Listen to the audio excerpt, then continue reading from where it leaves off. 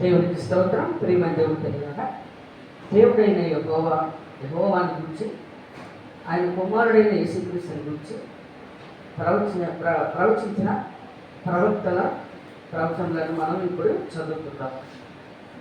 సామెతల గ్రంథము 8వ అధ్యాయము 22వ వచనం మనం చదువుకుందాం.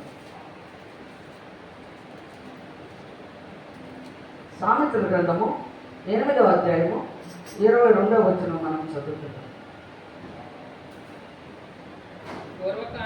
పూర్వకాలమందు తన సృష్టి ఆరంభమున తన కార్యములలో ప్రథమమైన దానిగా యెహోవా నన్ను కలుగు చేసెను.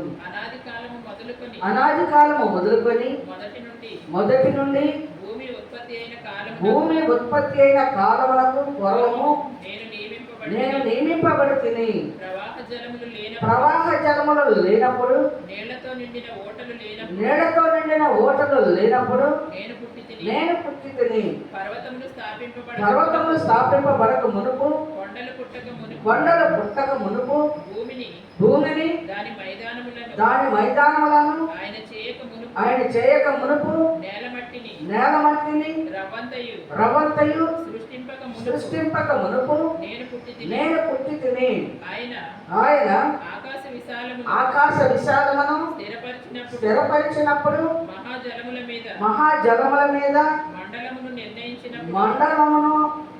మండలమును నిర్ణయించినప్పుడు నేను అక్కడ ఉంటిని. ఆయన పైన ఆకాశమును స్థిరపరిచినప్పుడు, జలధారులను ఆయన బిగించినప్పుడు, జలములు తమ సరిహద్దులు మేరకుండునట్లు ఆయన సముద్రమునకు పొలిమేరను ఏర్పరిచినప్పుడు, భూమి యొక్క పునాదులను నిర్ణయించినప్పుడు నేను ఆయన యొద్ద ప్రధాన శిల్పినై అనుదినము సంతోషించుచు నిత్యము ఆయన సన్నిధిని ఆనందించుచుంటిని. ఆయన కలుగు చేసిన పరలోకమును బట్టి సంతోషించుచు నరులను చూచి ఆనందించుచుంటిని. కావున పిల్లలారా, నా మాట ఆలకించుడి. నా మార్గములను అనుసరించువారు ధన్యులు. కనుక ప్రియమైన దేవుని బిడ్డలారా, సొలొమోను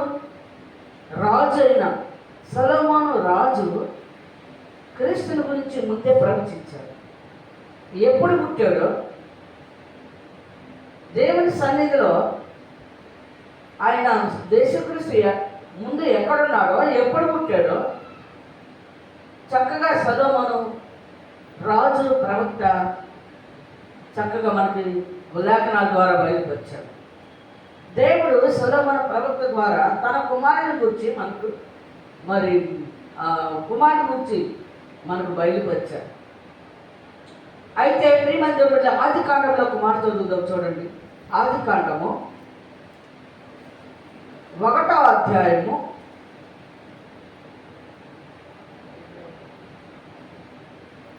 26వ వచనం మనం చదువుకుందాం. దేవుడు మన స్వరూపమందు మన పోలిక చొప్పున నరులను చేయుదుము. వారు సముద్రపు చేపలను ఆకాశ పక్షులను పశువులను సమస్త భూమిని భూమి మీద ప్రాకు ప్రతి జంతువును ఏలుదురుగా కలియు పలికెను. దేవుడు తన స్వరూపమందు నరుని సృజించెను. దేవుని స్వరూపమందు వారిని సృజించెను. స్త్రీనిగాను పురుషునిగాను వారిని సృజించెను. దేవుడు వారిని ఆశీర్వదించెను. ఎట్లనగా మీరు ఫలించి అభివృద్ధి పొంది విస్తరించి భూమిని నిండించి దానిని లోపరుచుకునుడి. ప్రియమైన దేవుని బిడ్డలారా, దేవుడు తన కుమారుడైన క్రీస్తుతోటి జగత్ పునాది వేయబడక మునిపే తన కుమారుని ఏర్పాటు చేసుకున్నాడు కనుక నరులను చేయాలని, ఆదామును చేయాలని, ఆదామును అవ్వను చేయాలని దేవుడు ఆలోచించి తన కుమారుని వెంట పెట్టుకొని తన కుమారుతో మాట్లాడుతున్న మాటలు చూడండి. 26వ వచనం 1వ అధ్యాయం. దేవుడు మన స్వరూపమందు, యేసుక్రీస్తు ఎవరి స్వరూపము? దేవుడి స్వరూపం. యేసుక్రీస్తును చూస్తే దేవుడు కూడా ఎలాగే ఉంటాడు. ఆయన వెలుగై ఉన్న దేవుడు. ఆయన మనుషులకు కనబడ్డాడు, నరులకు కనబడ్డాడు. ఎందుకంటే మనం పాపంలో ఉన్నాం కనుక, మనం పాపంతో మనము ఈ లోకంలో జీవిస్తున్నాం కనుక దేవుడు ఆయన మరుగయ్యాడు. తన కుమారుడిని తన పోలికతో చేసుకొని మన మధ్యలోకి పంపించాడు. యేసు ప్రభు, దేవుని కుమారుడైన యేసు భూమి మీదకి పంపించబడ్డాడు. అందుకే ఇక్కడ అంటున్నాడు, మన స్వరూపమందు మన పోలిక చొప్పున నరులను చేయదము. మన రూపం ఎవరిది? మన పోలిక ఎవరిది? ఆదాము పోలిక ఎవరిది? యేసుక్రీస్తు పోలిక ఎవరిది? దేవుడిదే. దేవుడి తర్వాత దేవుడు తన రూపంలో తన కుమారుడు చేసుకున్నాడు. మనిద్దరి రూపంలో నరులను చూసావా, నరులను చేయాలి. మన రూపంలో మన పోలిక చొప్పునే 2 కళ్ళు, 1 ముక్కు, 2 చెవులు, నోరు, మనకు అవయవాలు, 2 చేతులు, 2 కాళ్ళు, తల, ఇవన్నీ కూడా దేవుడైన యెహోవా మన రూపంలోనే ఉన్నాడు. దేవుడి కుమారుడిని మన మధ్యకి పంపించాడు. మన రూపంలోనే దేవుడి కుమారుడు. దేవుడి కుమారుడు రూపంలో మనం ఉన్నాం. దేవుడి తర్వాత దేవుడి కుమారుడు, తర్వాత ఆదాము, ఆదాము తర్వాత ఈ భూమి మీద ఉన్న జనరేషన్ అంతా కూడా దేవుడి పోలికే. కుమారులను, కుమార్తెలు, స్త్రీనిగాను పురుషునిగాను చేయాలని వారు తండ్రి తన కుమారుని వెంట పెట్టుకొని ఆ ప్రకారం అన్నీ చేశారు. సృష్టి మొత్తము కుమారుడు ప్రక్కనే ఉన్నాడు. సృష్టి మొత్తము జగత్తు పునాది వేయబడక మునిపే, ఇందాక మనం చదువుకున్నాం సామెతల గ్రంథంలో, పూర్వకాలమందు తన సృష్టి ఆరంభమున తన కార్యములో ప్రథమమైన దానిగా యెహోవా నన్ను కలుగు చేశాను. చూసారా, సొలొమోను ప్రవక్త ప్రవచిస్తున్నాడు క్రీస్తుని గురించి. పూర్వకాలముందే జగత్ పునాది వేయబడక మునిపే, సృష్టి ఆరంభంలోనే దేవుడు నన్ను కలుగు చేసుకున్నాడు. అనాది కాలము మొదలుకొని మొదటి నుండి భూమి ఉత్పత్తి అయిన కాలమునకు పూర్వము నేను నియమింపబడితిని. భూమి, ఆకాశం, సముద్రం లేనప్పుడే నియమింపబడ్డాడు. ప్రధాన శిల్పిగా ఉన్నాడంట అక్కడ. దేవుడు కలుగు చేసుకున్నాడు తన రూపములో. తన రూపమును తన కుమారుడిని చేసుకున్నాడు. తన రూపంలో, మన రూపంలో మన పోలిక చొప్పున నరులను చేద్దామని ఆదాము దగ్గర ఆదాముని చేసేటప్పుడు యోదోను వనములో ప్రియమైన దేవుని బిడ్డలారా, ఆదాముని చేసేటప్పుడు తండ్రి కుమారులు ఇద్దరు ఉంటారు. ప్రవాహ జలములు భూమి ఉత్పత్తి అయిన అనాది కాలము మొదలుకొని మొదటి నుండి భూమి ఉత్పత్తి అయిన కాలమునకు పూర్వము నేను నియమింపబడుతుంది. ప్రవాహ జలములు లేనప్పుడు, నీళ్ళతో నిండిన ఓటలు లేనప్పుడు నేను పుట్టాడు. ఎవరు? యేసుక్రీస్తు పుట్టాడు. దేవుని సన్నిధిలో ఆయన తన కుమారుని ప్రధాన శిల్పిగా చేసుకున్నాడు. ఆయన ప్రాణమే పోసుకున్నాడు. ఆదాముని బొమ్మను చేసి బొమ్మలో జీవాయువు ఊదల ప్రాణవాయువుని ఊదాడు కదా నరుడు జీవాత్మ. ఆయన ఎప్పుడైతే ప్రాణం ఊదాడో నరుడు జీవాత్మ. అలాగే కుమారుడు కూడా చేసుకున్నాడు. అందుకే ప్రభుత్వం ద్వారా మనకు బయలుపరుస్తున్నాడు. మనకు అనుమానాలు వస్తాయని ఆ దేవాది దేవుడే ఈ భూమి మీద నరుడుగా వచ్చి క్రీస్తు, యేసుక్రీస్తును మరి పేరు మీద మనకు రక్షకుడుగా మనకి రక్షకుడు అయ్యాడు అనే లేఖనాల్లో చాలామంది వాక్యాన్ని చెప్పడం ఏంటంటే ఆలోచిస్తూ ఉన్నాము. ఎందుకంటే అనాది కాలము మొదలు సృష్టి ఆరంభములైన నేను నా తండ్రి యొద్ద ఉంటిని. నీళ్ళు ఓటలు లేనప్పుడు భూమిని రవ్వంతి చేయక మునిపే పర్వతములు స్థాపింపబడక మునుపు కొండలు పుట్టక మునుపు భూమిని దాని మైదానంలో ఆయన చేయక మునుపు నేల మంటిని రవ్వంతి సృష్టింపక మునుపు నేను పుట్టితిని. చూసారా, యేసు క్రీస్తు గురించి ప్రవచిస్తున్నాడు సొలొమోను ప్రవక్త, సొలొమోను రాజు. కనుక మనము తెలుసుకోవాలి, తండ్రి మనతో సహవాసం చేయాలంటే పాపంలో ఉండవు. మనం గడసర్పం మోసం చేసిన ఆ పాపము, ఆదాములో ఉన్న పాపము మనల్ని నడిపి మనకి ఎంటర్ అయిపోయింది. పాపంతో ఉన్నాము. మనతో మాట్లాడుకోవటానికి పరిశుద్ధత లేదు మనలో, పవిత్రత లేదు మనలో. సృష్టిని అపవాది ఆ గడసర్పము పుట్టిన వాళ్ళ దగ్గర నుండి కూడా సృష్టిని ఆరాధించే పరిస్థితి చేసి సృష్టికర్తను మర్చిపోయేటట్టు చేసి సృష్టిని ఆరాధించి దేవుడికి దూరం అయిపోయి ఉంటున్నాం.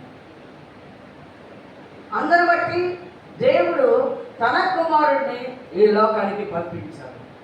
ఇక్కడ మనం చూద్దాం, చూడండి, కొండ మీద ప్రసంగం చేస్తూ ఉంటారు యేసు ప్రభు.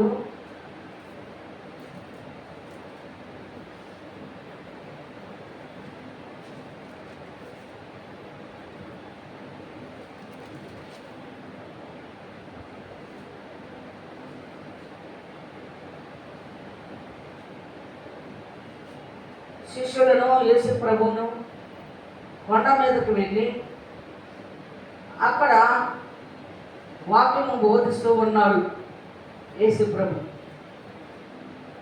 ప్రేమ దేవుని బిడ్డలారా, ప్రార్థన చేయటకు యేసు ప్రభు కొంచెం దూరం వెళ్ళాడు శిష్యులను వదిలి. అప్పుడు దేవుడైన యెహోవా క్రీస్తు ప్రార్థన చేస్తుండగా మోషేను ఏలియాను పంపించాడు. వారిద్దరు వచ్చి మాట్లాడుతూ ఉన్నారు. వారిద్దరు వచ్చి మాట్లాడుతూ ఉండగా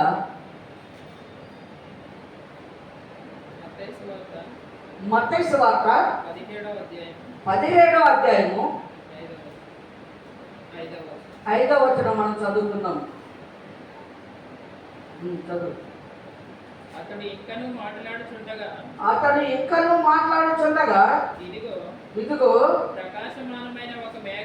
ప్రకాశమానమైన ఒక మేఘము వారిని కమ్ముకొనెను. ఇదిగో ఈయన నా ప్రియ కుమారుడు, ఈయన యందు నేను ఆనందించుచున్నాను. ఈయన మాట వినుడని ఒక శబ్దము ఆ మేఘములో నుండి పుట్టెను.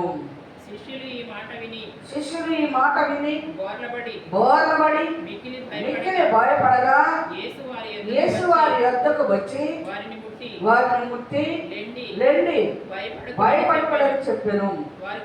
వారు కన్నులెత్తి చూడగా యేసు తప్ప మరి ఎవరూ వారికి కనబడలేదు. మోషే ఏలియాలు వెళ్ళిపోయేదిగా యేసు ప్రభుత్వం మాట్లాడటానికి వచ్చారు. 17వ అధ్యాయం ఫస్ట్ నుంచి మనం చదువుకుందాం ఒక మాట.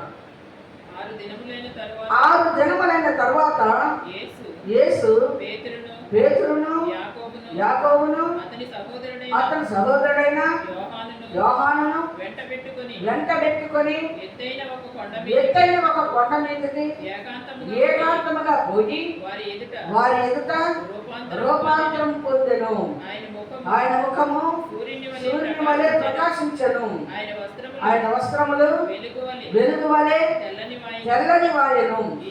ఇదిగో మోషేయు ఏలియాయు వారికి కనబడి ఆయనతో మాట్లాడుచుండిరి.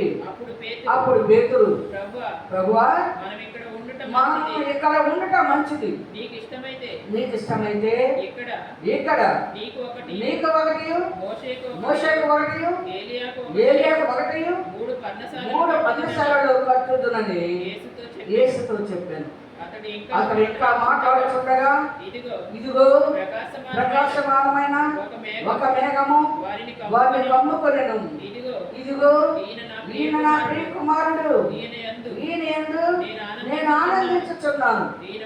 ఈయన మాట వినుడని ఒక శబ్దము ఆ మేఘంలో నుండి పుట్టెను. కనుక ప్రియమైన దేవుని బిడ్డలారా, మేఘంలో ఉన్నవారు ఎవరు?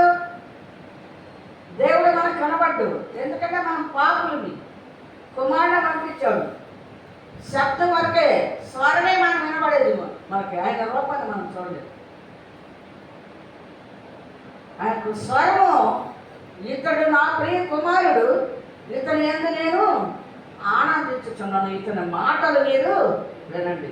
యేసు ప్రభువుని పూజలు చేయటం, యేసు ప్రభువుని దేవుడిని చేయటం, యేసు ప్రభువు పుట్టకదనాలు చేయటం, యేసు ప్రభు చనిపోవటం, యేసు ప్రభుని ఇక యేసు ప్రభుతో సినిమాలు డ్రామాలు ఇవన్నీ కాదు. మాట వినమంటున్నాడు దేవుడు. ఇతను మాట వినండి. నేను చెప్పే మాట నాది కాదు, నన్ను పంపిన వానిదే అంటున్నాడు. ఎవరు పంపింది? యేసునే. ప్రేమ దేవుడు బిడ్డలారా, యోహాను సువార్తలో ఒక మాట చూడండి, 7వ అధ్యాయము. యోహాను సువార్త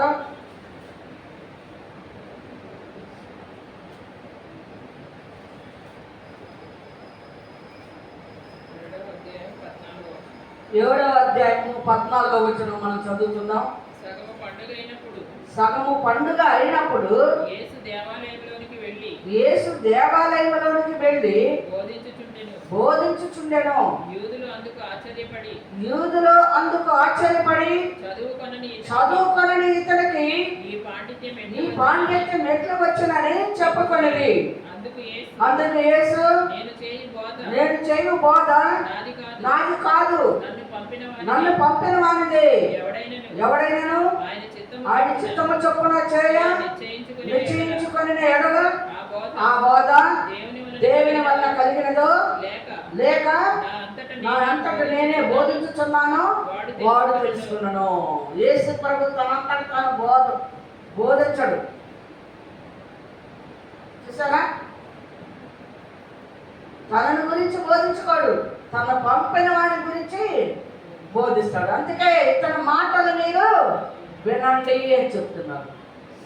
ఇతడు నా ప్రియ కుమారుడు, ఇతని యందు నేను ఆనందించుతున్నాను, ఇతని మాటలు మీరు వినండి. దేవుడు కుమారుడు అని చెప్తే నువ్వు దేవుడని ఎలా అంటావు? అందుకే దీనికి కూడా ఒక మాట చక్కగా చెప్తున్నాడు. మత్తయి సువార్తలో ఒక మాట వదులుదాం, చూడండి, చదువుకున్నాం. 7వ అధ్యాయము మత్తయి సువార్త 11వ అధ్యాయం చూడండి. 11వ అధ్యాయము 25వ వచనం మనం చదువుకుందాం. ఆ సమయమున యేసు చెప్పినదేమనగా, తండ్రి ఆకాశమునకును భూమికిని ప్రభువా, నీవు జ్ఞానులకును వివేకులకును ఈ సంగతులను మరుగు చేసి పసిబాలులకు బయలుపరిచినావని నిన్ను స్తుతించుచున్నాను. అవును తండ్రి, ఇలాగు చేయుట నీ దృష్టికి అనుకూలమాయెను. సమస్తమును నా తండ్రి చేత నాకు అప్పగింపబడి ఉన్నది. తండ్రి గాక ఎవడను కుమారుని ఎరుగడు, కుమారుడు గాకను కుమారుడు ఎవరికి ఆయనను బయలుపరచ ఉద్దేశించునో వాడు గాకను మరి ఎవడనో తండ్రిని ఎరుగడు. చూసారా ప్రియమైన దేవుని బిడ్డలారా, ఎవరికి మరుగు చేశాడు? ఎవరికి మరుగు చేశాడు జ్ఞానాన్ని?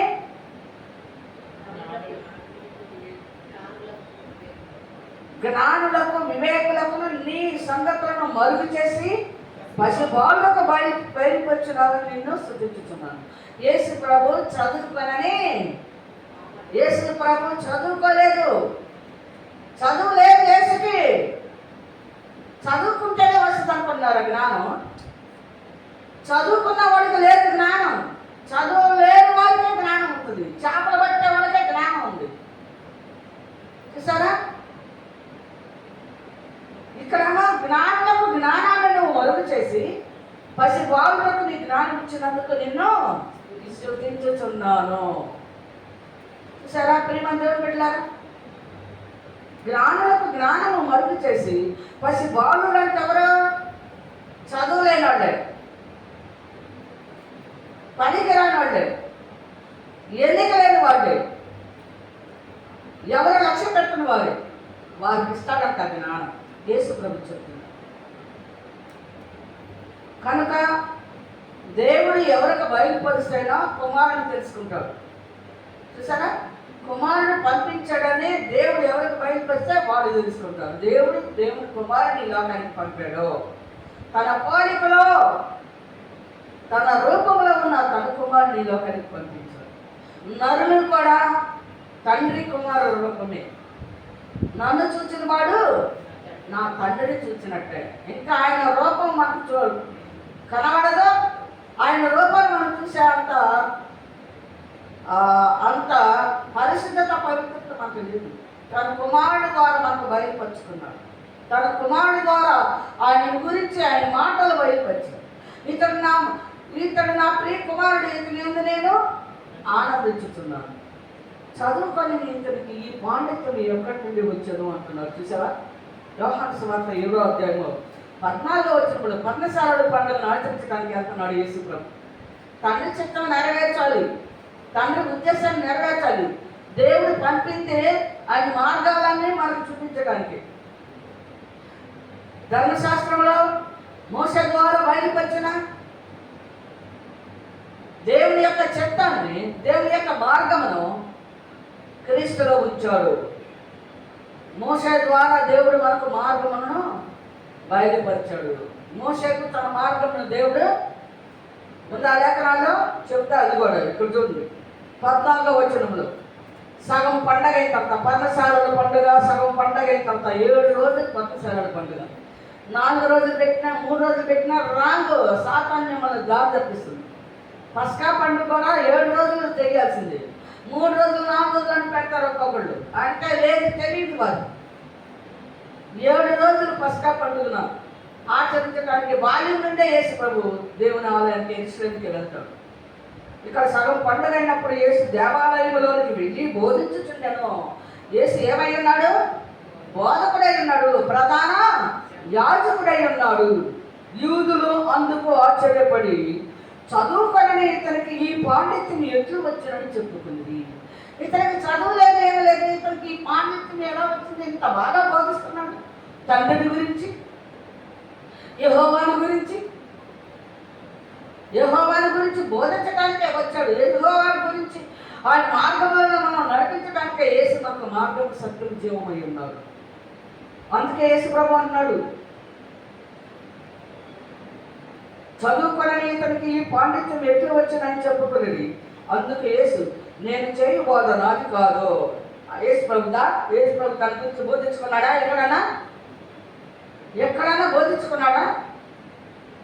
తండ్రిని గురించి బోధించాడు, తండ్రిని గురించి ఆరాధించమన్నాడు, తండ్రిని స్తుతులు చెల్లించమన్నాడు, తండ్రికి కృతజ్ఞతాస్తుతులు చెల్లించమన్నాడు, తండ్రికి ప్రార్థన చేయమన్నాడు. ప్రార్థన కూడా అయిపోయాడు యేసు ప్రభు. ఇంత ఈజీగా ఉంటే అర్థం కావట్లేదా సబ్జెక్టు? ఈ పాండిత్యం ఎక్కువ వచ్చునని చెప్పుకుంది. అందుకు యేసు, నేను చేయు బోధ నాది కాదు. బోధకుడు ఏం చెప్తున్నాడు? నేను చేయు బోధ నాది కాదు, నన్ను పంపిన వారిదే. ఎవరు పంపారు యేసుని? తండ్రి. అబద్ధం ఆడుతున్నాడా యేసు ప్రభు? మనలాగా అబద్ధం ఆడేవాడు కాదు. యేసు పరిశుద్ధుడు, వంశావళి లేనివాడు, తల్లి తండ్రి లేనివాడు, వంశావళి లేనివాడు. ప్రేమని దేవుని బిడ్డలారా, తండ్రి కుమారుడు జగత్ కుమారుడు వేయబడక మునిపే ఆయన చేతులతో ఆయన చెక్కుకున్నాడు. ప్రధాన శిల్పిగా నన్ను కలుగు చేశాడు. అనుదినము నేను ఆయన యొద్ద నుండి ఆనందించుచున్నాను. చదువుకోనని ఇతనికి చదువు లేకపోతే, చదువు లేని పామరుడు, చదువు లేదు అని యేసు ప్రభుకే లేదు. నువ్వు ఏడం చేస్తున్నావు, ఎక్కలు చేస్తున్నావు చదువు లేదు. యేసు ప్రభుకే చదువు లేదు. జ్ఞానులకు జ్ఞానము మరుగు చేసి మేము పెద్దోళ్ళని, మేము జ్ఞానులని, మేము గొప్పవారిని, మాకంతా తెలుసు అనుకునే స్కాలర్లందరికీ యేసు ప్రభు చెప్పే మాట. జ్ఞానులకు జ్ఞానము మరుగు చేసి పసి బాలులకు నీ జ్ఞానం ఇచ్చినందుకు నిన్ను స్తుతించుచున్నాను. దేవునికి స్తుతులు చెల్లిస్తున్నాడు. నువ్వు ఎవరికైతే బయలుపరుస్తావో వాడే నన్ను కుమారుడిగా తెలుసుకుంటావు. నేను చెప్పే మాటలు నీయని నువ్వెవరికైతే ఏర్పాటు చేసుకుంటావు వాడే నేను చెప్పిన మాటలు నీయని తెలుసుకుంటావు. తండ్రి కుమారుడు అని తెలుసుకోగలుగుతారు. కనుక ప్రేమని దేవుని పెట్టారా, తండ్రిని కుమారుని ఇద్దరిని ఇక్కడ చక్కగా చూపిస్తున్నారు. మనము చాలా జాగ్రత్తగా ఉండాలి. యోహాను సువార్త 1వ అధ్యాయం మనం చదువుకొని ముగించుకున్నాం. యోహాను సువార్త 1వ అధ్యాయము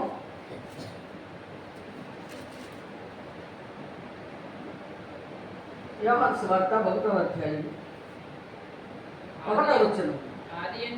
ఆది యందు వాక్యము ఉండెను, వాక్యము దేవుని యొద్ద ఉండెను, వాక్యము దేవుడై ఉండెను. ఆయన ఆది యందు దేవుని యొద్ద ఉండెను. ఆయన అంటే ఎవరు? యేసుక్రీస్తు. ఆది యందు దేవుని యొద్ద ఉండెను, సమస్తమును ఆయన మూలముగా కలిగెను. కలిగి ఉన్నదేదియో ఆయన లేకుండా కలగలేదు. ఆయనలో జీవం ఉండెను, ఆ జీవము మనుషులకు వెలుగై ఉండెను. యేసు ప్రభువు దగ్గర వ్యక్తి సృష్టి మొత్తం చేశాడు. ఆయన లేకుండా ఏది కలగలేదు. దేవుడు తన కుమారుడు లేకుండా ఏది చేయలే. కుమారుడు దగ్గర పెట్టుకునే చేసేసాడు. అపవాదములను పుట్టించేటప్పుడు కూడా మన పోలిక చొప్పున మన రూపంలో నరులను చేయడము, స్త్రీని గాను పురుషుని గాను చేశారు. చూసారా, కుమారుడు లేకుండా ఏది చేయలే. కుమారుడు ఎందుకంటే మన పాపం నిమిత్తము కుమారుడే రావాలి. మన పాపం నుండి విమోచించడానికి ఎవరికి లేదు. ఇంత వేల మంది, లక్షల మంది, కోట్ల మంది ప్రజలు ఉండేది. అందరూ గడసర్పం యొక్క మాటల్లో పడిపోయి చెడిపోయేది లోకమంతా. అందుకే యేసు అన్నాడు, లోకంలో చెడు ఉన్నదని నాకు తెలుసు, అది మిమ్మల్ని ప్రేమిస్తుంది, నన్ను ద్వేషిస్తుంది. నీతిమంతుల్ని లోకము ద్వేషిస్తుంది. యేసు ప్రభువు కూడా ఎన్ని రకాలుగా మాట్లాడారు. దేవుని కుమారుడు అంటే ఒప్పుకోలేదు. చూసారా, తండ్రి నన్ను పంపించాడంటే ఒప్పుకోలేదు. మరియమ్మ యేసేపుకి పిచ్చి, నువ్వేంటి మాటలు మాట్లాడుతున్నావు, మా కళ్ళ ముందు పిచ్చి, మాకే చెప్తున్నావేంటి? కనుక దేవునికి అసాధ్యమైనది ఏమీ లేదు. ఆయన అన్ని కలుగు చేయవాడై ఉన్నాడు. నీతి మంతులుగా తీర్చాలని దేవుడు ఎంతో నీతిమంతులుగా ఉండాలి. నా పిల్లలతో నేను మాట్లాడుకోవాలి, నేను సహవాసం చేయాలని ఆశిస్తే ఆ గడసత్వం ద్వారా ఆది నుండే పాపము ఎంటర్ అయిపోయేది. ఒక నరుడి ద్వారా పాపం వచ్చింది. ఒక నరుడి ద్వారా పాపమునకు పరిహారము దేవుడు ఇచ్చాడు. చూసారా, ఆదాము ద్వారా పాపం వచ్చింది. దేవుని కుమారుడు ద్వారా మనకు రక్షణ, విమోచన కలిగింది. పండగలన్నీ చేశాడు యేసు ప్రభు. యెరూషలేము దేవాలయానికి వెళ్ళేవాడు, బాల్యం నుండే వెళ్ళాడు. యేసు ప్రభు జీవిత చరిత్ర చదవండి.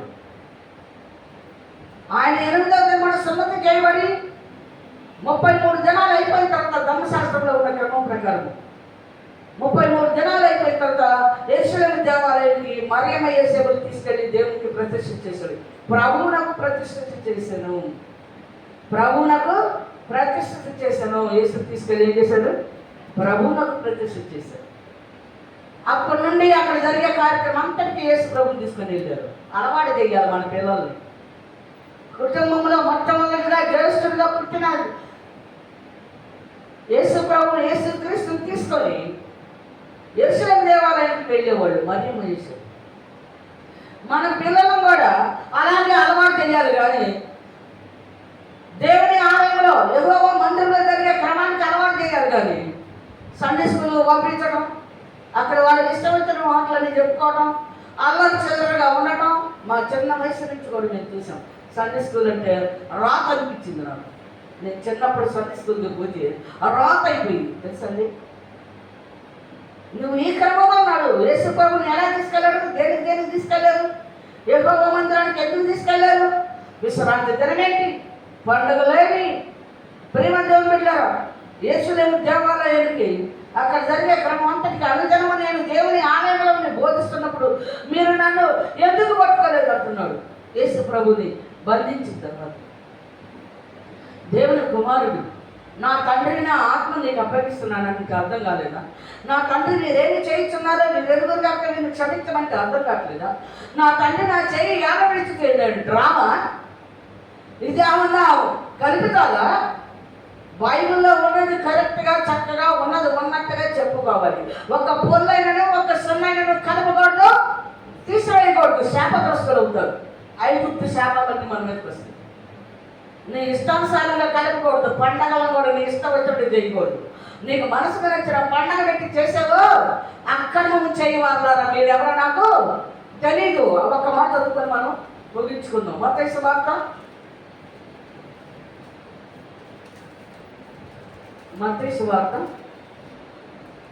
ఇలాంటి వాళ్ళ గురించి యేసు ప్రభువు ముందుగానే మనకు అన్ని బయలుపరిచారు. మనం మోసగించబడకూడదు, మనం వెక్కిరించబడకూడదు. చూసావా? కరెక్ట్ అయిన దానిలో మనం నడుచుకోవాలి. తండ్రిని కుమారుని ఎదిగిన వాడి నిత్యజీవమునకు వారసుడు. 7వ అధ్యాయము మత్తయి సువార్త 7వ అధ్యాయము 21వ వచనం మనం చదువుకుందాం. ప్రభువా ప్రభువా అని నన్ను పిలుచు ప్రతివాడును పరలోక రాజ్యంలో ప్రవేశింపుడు గాని పరలోకమందున్న నా తండ్రి చిత్త ప్రకారము చేయువాడే ప్రవేశించును. తండ్రి పరలోకమందున్న తండ్రి చిత్త ప్రకారం ఎవరైతే చేస్తారో వారే ప్రవేశించరు. నేనెందుకు మధ్యలో యేసు యేసు యేసు దేవుడా దేవుడా దేవుడు, నువ్వు దేవుడి కుమారుని పడుతుంది, నువ్వు దేవుడా దేవుడా అంటుంది. చూసావా? యేసు ప్రభు మాటలు కదా ఇవి. మత్తయి సువార్తలో యేసు ప్రభు మాటలు మనం చదువుకుంటున్నాం. ప్రభువా ప్రభువా అని నన్ను పిలుచు ప్రతివాడును పరలోక రాజ్యంలో ప్రవేశింపడు కానీ పరలోకమందున్న నా తండ్రి చిత్త ప్రకారం చేయువాడే ప్రవేశించదు. ఆచరమందు అనేకులు నన్ను చూచి, ఎవరు? యేసు ప్రభుని దేవుడు చేసుకొని ఆయన పండుగలు చేసుకొని ఆయన సాగుతూ లేవలేదు. పులిసిన పిండి నీలో ఉందనుకో పాపము. పులిసిన పిండి అంటే పాపం. పులిసిన పిండి అంటే పాపం తెలుసుకోండి. మనలో ఉన్న పాపం పులిసిన పిండి ప్రేమ దేవుడు లేకుండా పండుగను ఆచరించమంటున్నాడు. పస్కా పండుగ ఎలా చేయాలి? పులిసిన పిండి ఉంటే నువ్వు చేయటానికి అర్హులు కాదు. పులిసిన పిండి లేకుండా పండుగను ఆచరించమన్నాడు. కనుక పులియని రొట్టెతో పండుగను ఆచరించబడు. పులియని రొట్టె అంటే దేవుని మాట, పులియని రొట్టె దేవుని మాటలతో మనం పండుగ చేసుకోవాలి. దేవుడు చేసిన ఆశ్చర్యకాలు అద్భుతాలను జ్ఞాపకం చేసుకుంటూ పండుగ తీసుకోవాలి. ఇక్కడ యేసు ప్రభు మాటలు చదువుకున్నాం చూడండి. ఆ దినమందు అనేకులు నన్ను చూచి, ప్రభువా ప్రభువా మేము నీ నామమున ప్రవచించలేదా? నీ నామమున దయ్యములను వెళ్ళగొట్టలేదా? నీ నామమున అనేకమైన అద్భుతములు చేయలేదా అని చెప్పుదురు. అప్పుడు నేను మిమ్మల్ని ఎన్నడూ ఎరుగను. అక్రమము చేయవాళ్ళారా నా యొద్ద నుండి పొందని వారితో చెప్పుదును. కాబట్టి ఈ నా మాటలు విని వాటి చెప్పులు చేయు ప్రతివాడును బండ మీద తన ఇల్లు కట్టుకుని బుద్ధిమంతుని పోలి ఉండును. బండ మీద కట్టాలి. ఇసుక మీద కడితే తుఫాను వస్తుంది, పడిపోతాడు. శోధన వస్తుంది, సాతాను పెట్టా పడిపోతుంది దెబ్బలు. బండ మీద కడితే అది నిలబడుతుంది. నా మాటలు, ఇతని మాట మీరు వినండి అని చెప్పాడు కదా. ఇతడు నా ప్రియ కుమారుడు, ఇతని మాటలు మీరు వినండి. ఇక్కడ ఏం చెప్తున్నాడు? ఈ నా మాటలు విని వాటి చొప్పున చేయు ప్రతివాడును బండ మీద తన ఇల్లు కట్టుకుని బుద్ధిమంతుని పోలి ఉండును. బుద్ధిమంతుడుగా ఉండాలంటే పరిశుద్ధుడిగా ఉండాలంటే, నీతిమంతుడిగా తీర్చబడాలంటే యేసు ప్రభు చెప్పిన మాటలు, తండ్రిని గురించి యేసు క్రీస్తు ఏం బోధిస్తున్నాడో, బోధకుడు ఏం చెప్తున్నాడో, బోధకుడు నోటి దగ్గర ఉండాలి కానీ మన చెవి బోధకుడిని ఆకారం చేసుకొని విగ్రహం చేసుకొని ఊరేకూడదు. అలా చేసుకున్నామనుకో, అక్రమం చేయవారు మీరెవరో నాకు తెలీదు. నా నామాన్ని మీ ఇష్టం వచ్చినట్టుగా, నా నామాన్ని నాతో మీరు ఇష్టం వచ్చినట్టుగా భూమి మీద మీ ఇష్టం వచ్చిన పనులు చేసుకుంటున్నారు. ఆ జన్మన నా నామం దెయ్యాలు నలుగుతుంటారు, నా నామం అద్భుతాలు చేసేవారు, నా నామమునే ప్రవర్తిస్తారు, నేనే దేవుడే ప్రవర్తిస్తారు. ఆ జన్మన అనేకులు నా ఎదుకొచ్చి నిలబడినప్పుడు అక్రమం చేయవారు మీరెవరో నాకు తెలియదు, నా యొద్ద నుండి తొలగిపోండి. ఈ నా మాటలు విని వీటి ప్రకారము నడుచువాడు బండ మీద తన ఇల్లు కట్టినా బుద్ధిమంతులు పోలి ఉంటుందని లేఖనాల్లో వ్రాయబడిన ప్రకారము దేవుని కుమారుడు నువ్వు తెలుసుకున్నప్పుడే అద్వితీయ దేవుడు అయిన నిన్ను నువ్వు పంపిన కుమారుడు ఎదుగుటే నిత్య జీవము. చూసారా, ఇంత చక్కగా 4 సువార్తల్లో ఎంత చక్కగా చెప్పారు ప్రవక్తలు. మరి ప్రియమంతం పెట్టారా, లాస్ట్ పత్రికల్లో కూడా ఎంతో బాగా చక్కగా చెప్తూ ఉన్నారు. అవన్నీ కూడా తండ్రిని కుమారుని గురించి చక్కగా చెప్తూ ఉంటే మనకు మనసుకు నచ్చినట్టుగా చేశారు అనుకోండి, అప్పుడు యేసు ప్రభు తీర్పు తీర్చేది.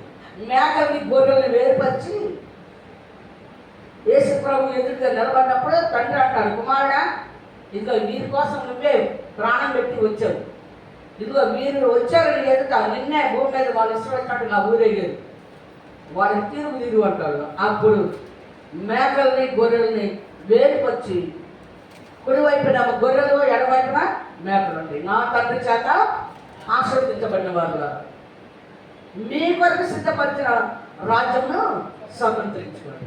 నా తండ్రి చేత శపించబడిన వారు తండ్రి మధ్యలో తండ్రి లేకుండా ఏ పని చేయండి, తండ్రిని గనపరచుకుని ఏ పని చేయండి, తండ్రిని మహిపరచుకుని ఏ పని చేయండి. యేసు ప్రభు తండ్రిని చూపిస్తూనే మనకి బోధిస్తాడు.